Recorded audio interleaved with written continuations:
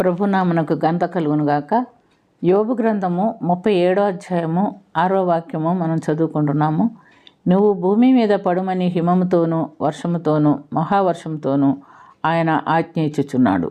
ప్రియమైనటువంటి దేవునిలారా, సృష్టిలో యావత్తు దేవుని చిత్తం చొప్పున ఆయన మాట చొప్పున జరుగుతున్నట్టుగా మనం చూస్తున్నాం. ఒకప్పుడు నోవహు కాలంలో భూమి మీద హిమమైనను వర్షమైన కురవలేదు, కానీ దేవునికి మనుషుల మీద కోపం వచ్చినప్పుడు వారిని నాశనం చేయాలని జలప్రలయం చేత ఆ భూమిని నాశనం చేయడానికి భూమి మీద పడమని వర్షంతో సెలవిచ్చినట్టుగా మనం చూస్తున్నాం.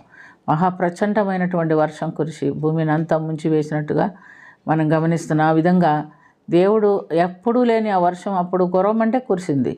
ఇప్పటికైనా కాదు, ఎప్పటికైనా వర్షం పడమని భూమికి సెలవిచ్చినప్పుడు అది వర్షం పడుతుంది, దాని మీద వర్షం పడుతుంది. మంచును కురవమని చెప్పినప్పుడు మంచు కురుస్తుంది. మనకు కాదు, ఇక్కడ మనకు కాదు, కానీ మరి ఉత్తరాదిని అంతా కూడా పొగాకులు పండిస్తారు. పొగాకులు పండించేవాళ్ళు వర్షాలు తగ్గిపోయిన తర్వాత వేస్తారు పొగాకులు. అది చిన్న చెట్టు, పెద్ద చాలా ఒక వారడి వస్తుందేమో, చాలా పెద్ద చెట్టు అవ్వదు, చిన్న చెట్లే అవి.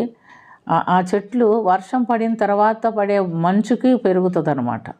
అందుకని అప్పుడు దేవుడు వర్షం పడిన తర్వాత ఆ మంచుకు సెలవిస్తుంది. నువ్వు మంచును కురవమంటే ఆ మంచుతో ఆ చెట్లు పెరుగుతున్నట్టుగా మనం చూస్తున్నాం. ఇక్కడ ఎన్నో సంవత్సరాల క్రిందట యోబు స్నేహితుడైనటువంటి ఎలీహు పలికినటువంటి మాటలు మనం ఇక్కడ చూస్తున్నాం. ప్రియమైనటువంటి దేవునిలారా, సృష్టి యావత్తు దేవుని మాట వింటుంది, కానీ వినని దేవుడు మనుషులు మాత్రమే. ఆయన సృష్టిలోని ఒక భాగమైనటువంటి మనుషులు మాత్రం దేవుని మాట వినరు అని దేవుడు ఎంతో బాధతో చెప్తున్నట్టుగా మనం చూస్తున్నాం. యెషయా ప్రవక్త ద్వారా కూడా యెషయా 55:10 వర్షము హిమము ఆకాశము నుండి వచ్చి అక్కడికి ఏలాగు మరలక భూమిని తడిపి విత్తుటకు విత్తనమును భుజించే వారికి ఆహారము కలుగుటకై అవి చిగుర్చి వర్ధిల్లునట్టుగా చేయును, అలాగే నా నోట నుండి వచ్చి వచనము ఉండును. దేవుని నోట నుండి వచ్చి వాక్యం ఫలింపు కలిగినదని మనం ఎరుగుతున్నాం. ఎందుకంటే ఆయన మాట వల్లనే మనం బ్రతుకుతున్నాం. నీ మాట మమ్మల్ని బ్రతికిస్తుందని దావీదు భక్తుడు కూడా చెప్తున్నాడు. ఆ బాధలో నాకు ఇదే నెమ్మది కలిగిస్తుందని చెప్తున్నాడు. దేవుని మాట కూడా పలకబడిన తర్వాత అది ఇతరులని బ్రతికించేదానికి వాడబడుతుందని మనం గమనించుకోవాలి. కాబట్టి ప్రియమైనటువంటి దేవునులారా, మరి లెబనాను బండ మీద ఏం కురుస్తుందంట? వర్షము మంచు కురవకుండా మానున, దూరము నుండి వచ్చేటటువంటి నదుల్లో నుంచి వచ్చేటటువంటి నీరు పారక మానున. అవి అయినా దేవుడు చెప్పినట్టు వింటుంది, కానీ మనుషులు ఏం వినటం లేదంట. ఆయన చెప్పిన మాట విని దాని ప్రకారంగా జీవించటం లేదు. ఈ మనుషులు నా మాట వినకుండా మాయకు పూజ చేస్తున్నారు అని ధూపం వేస్తున్నారని దేవుడు ఇర్మియా గ్రంథంలో 18-14 వాక్యములో బాధపడుతున్నట్టుగా మనం చూస్తున్నాం. వారు మెరక చేయబడిన మార్గంలో నడుచుకుంటున్నారు. వారికి ఏర్పరచుకున్నటువంటి మార్గంలో తమను తాము తొట్టిలో చేసుకొని నడుచుతున్నారని చెప్తున్నట్టుగా మనం చూస్తున్నాం. కాబట్టి ప్రియమైనటువంటి దేవునిలారా, మాట వినకపోవటం అనేది దేవునికి ఎంతో కష్టం కలిగించేటటువంటి మాట. అది మనము దేవుని మాటకు లోబడి ఆయన చిత్తానుసారంగా మనం జీవించాలని దేవుడు ఎంతో కోరుకుంటున్నాడు. జకర్యా గ్రంథం 1వ అధ్యాయం 3వ వాక్యములో ఆయన చెప్తున్నాడు, సైన్యములకు అధిపతియగు యెహోవా ఇలాగూ సెలవిచ్చుచున్నాడు, మీరు నా ఎదుకు వస్తే నేను మీ ఎదుకు వస్తాను, మీరు నా మాట వింటే నేను మీ మాట వింటాను. కానీ మరి వారు ఏం చేస్తున్నారంట? మన పూర్వీకులైనటువంటి మీ ప్రధానులు సైన్యములకు అధిపతి యెహోవా సెలవిచ్చిన మాటను వినకపోగా మీ దుర్మార్గతను దుష్క్రియలను మాని ఆయన వైపు తిరగకుండా వారికి ఇష్టమైనటువంటి మార్గంలో నడుస్తున్నారు. మీరు అలాగా ఉండకూడదు అని దేవుడు చెప్తున్నట్టుగా మనం చూస్తున్నాం. కాబట్టి ప్రియమైనటువంటి దేవులారా, ఇప్పటికి కూడా దేవుడు అవిధేయులైన వారి వైపు దినవల్ల, లోబడనలని ప్రజల వైపు దినవల్ల చేతులు చాచుకొని ఉన్నాడు. ప్రపంచంలో ఎక్కడికి వెళ్ళినా ఎక్కడైనా కూడా సువార్త ప్రకటించబడుతుంది. ఎందుకంటే మనుషులు పాపులని దేవునికి తెలుసు.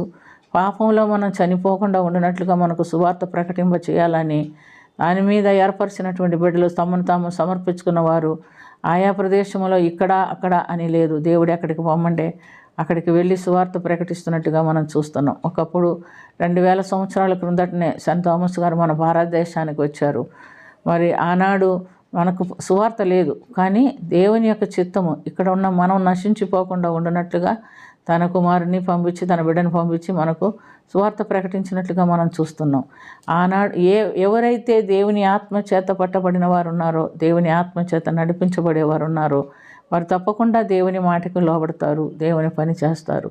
అలాంటి అనుభవం లేని వారు దేవునికి అవిధేయులుగా ఉండి తమను తాము దూరం చేసుకుంటున్నారు, దేవునికి దూరం చేసుకొని నశించిపోతున్నారు. కాబట్టి మనం చేయాల్సింది ఏమిటి? మనం మన సృష్టికర్త అయిన దేవుని మాటకు లోబడి మనం చేయగలిగిన సువార్త ఖచ్చితంగా మనం చేయాలి. మనుషులు గొప్ప గొప్ప వాటిని వెతుకుతున్నారు, కానీ దేవుని సువార్త అంటే ఎంతో తక్కువగా ఎంచుకుంటున్నారు. కానీ ఒక్క ఆత్మను రక్షించుట అనేది అందరి తరం కాదు. దేవుని ఏర్పాటులో, దేవుని సంకల్పంలో ఉన్న మనుషులే ఆ పని చేస్తారు. కాబట్టి మరి హిమము, వర్షము పడమంటే పడుతుంది, భూమి పండించమంటే పండిస్తుంది, మరి అది ఆశీర్వాదకరంగా ఉండమంటే ఉంటుంది. నదిలో నీరు కానీ మరి ఏదైనా కూడా దేవుడు ఎంత సెలవిస్తే అలా జరుగుతుంది. కానీ మనమే ఆయన వాక్యాన్ని అనుసరించి జీవించలేకపోతున్నాం. అలాంటి అవిధేయత కలిగినటువంటి మనస్సులు, హృదయములు కలగవారు దేవుని వైపు తిరిగి విధేయులుండి దేవునికి ఆశీర్వాదకరమైన బిడ్డలుగా మార్చబడి వారు కూడా నిత్య జీవంలో ప్రవేశించినట్టుగా మనం ప్రార్థన చేసుకుందాం. ప్రేమ కలిగిన తండ్రి, కృప కలిగిన ప్రభు శ్రేష్టక మీకు వందనాలు నాయన, స్తుతి నాయన, స్తోత్రం నా తండ్రి. ఏ ఒక్క ఆత్మ కూడా నశించిపోవటం నీకు ఇష్టం లేక ప్రియ బిడ్డలను ఏర్పాటు చేసుకొని సువార్త ప్రకటన చేస్తున్నావు, పిలుస్తున్నావు. నశించిపోయే వారిని నీ వైపు మళ్ళించుకోవాలని ఆశపడుతున్నావు. అటు ధన్యకరమైన జీవితం మాకును దయచేయమని, కృప చూపించమని యేసుక్రీస్తు పుణ్యనామమున మిక్కిలి వినయంతో అడిగి వేడుకొంచున్నాము తండ్రి. ఆమేన్.